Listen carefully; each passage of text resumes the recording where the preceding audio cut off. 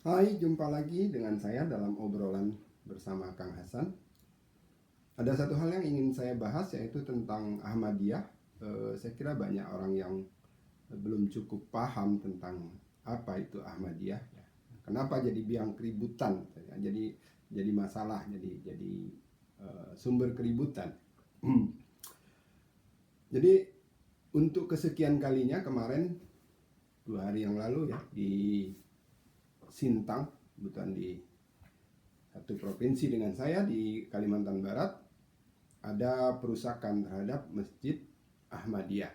Masjid Ahmadiyah. Nah, ini untuk yang kesekian kalinya. Sebelumnya ada pernah masjid dirusak, dibakar, jemaahnya diusir, bahkan ada yang dibunuh, dipukulin sampai mati begitu ya. Ini luar biasa mengerikan. Nah, sebelum kita bicara bagaimana sebaiknya kita bersikap, kita pahami dulu apa ini Ahmadiyah ya. Jadi Ahmadiyah itu lahir di Pakistan, sebuah gerakan, sebenarnya gerakan Ahmadiyah yang punya memimpin namanya Mirza Ghulam Ahmad ya. Nah, Mirza Ghulam Ahmad ini memproklamasikan dirinya sebagai nabi. Ya, nabi itu artinya orang yang mendapat wahyu dari Tuhan. Itu dalam kepercayaan agama Islam. Nah, para pengikutnya mempercayai itu, bahwa Mirza Ghulam Ahmad ini seorang nabi, gitu kan?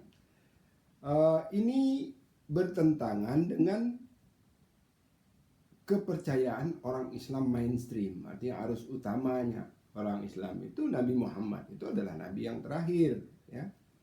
Nabi yang terakhir itu tertulis dalam Quran, khataman nabi gitu kan, nabi yang terakhir. Tapi kok orang Ahmadiyah ini kok bisa mengklaim bahwa Mirza Ghulam Ahmad itu seorang nabi, padahal mereka juga mengaku berpedoman pada Al-Quran. Nah, mereka memaknai kata khataman nabi itu bukan khatam itu selesai atau penutup, tapi kata dia segel, seal, the seal. Nah, memang bisa diterjemahkan seperti itu dari sisi bahasa ya.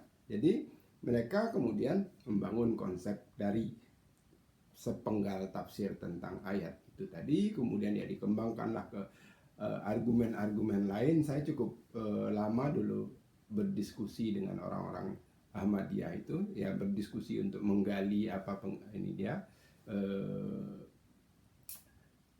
apa iman mereka gitu ya, saya diskusi.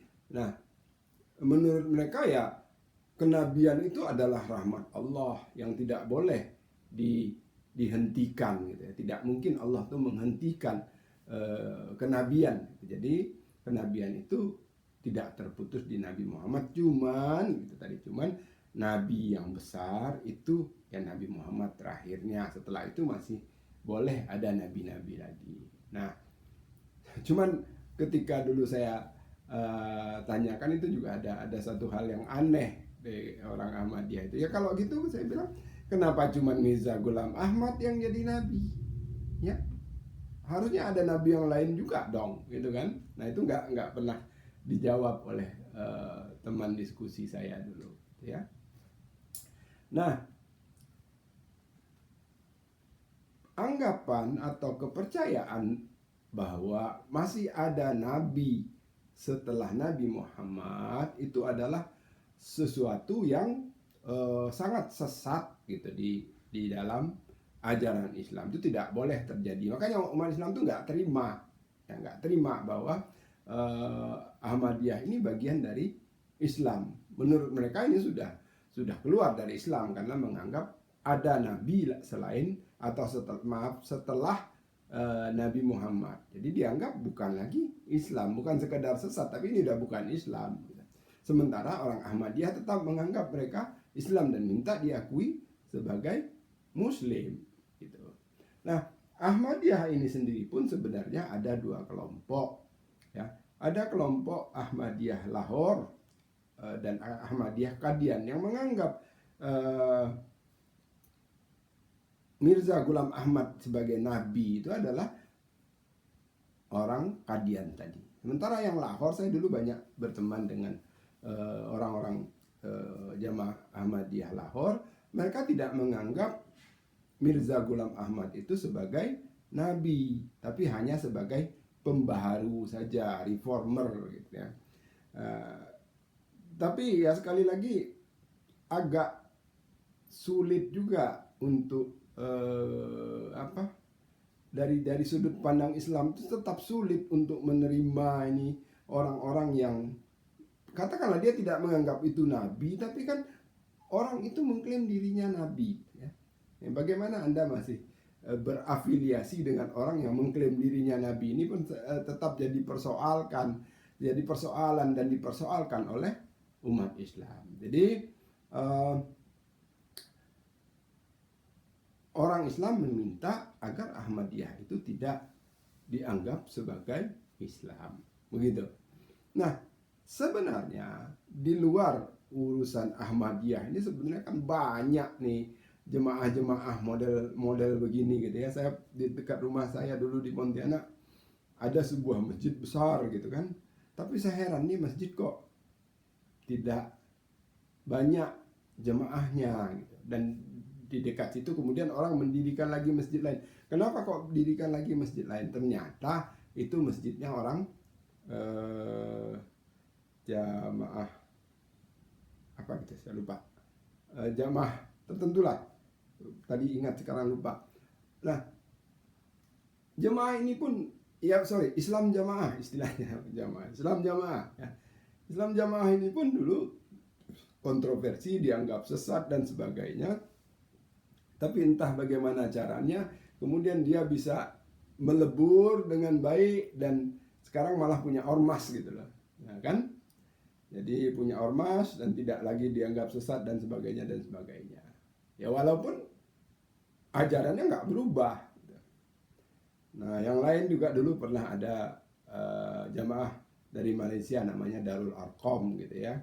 Darul Arqam tuh walaupun tidak mengatakan si Abuyanya itu sebagai seorang nabi, tapi perlakuannya sudah mirip-mirip seperti itu gitu, diidolakan. Dalam kajiannya tuh lebih banyak menyebut si Abuyanya ini gitu. Jadi ada banyaklah jenis-jenis seperti ini yang selalu memancing risiko gitu ya.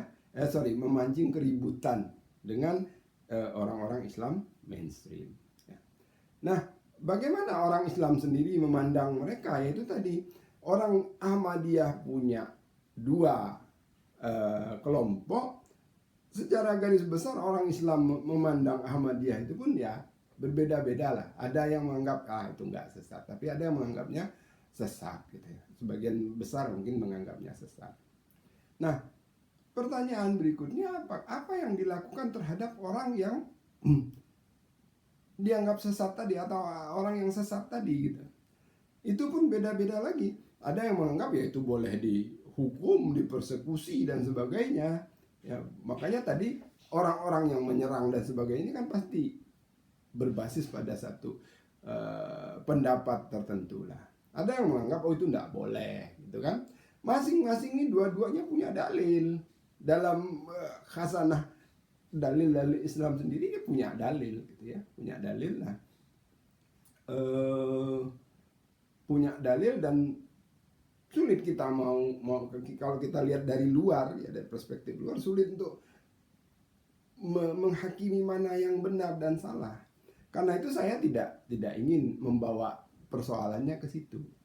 Ya itu jadi perdebatan lah. Saya pikir organisasi besar seperti NU dan Muhammadiyah itu pasti tidak menginginkan umatnya mengrusak masjid ya, menyakiti orang. Itu pandangan bijak dari kedua organisasi besar itu, dan ulama-ulama yang bijak juga banyak yang melarang perlakuan itu.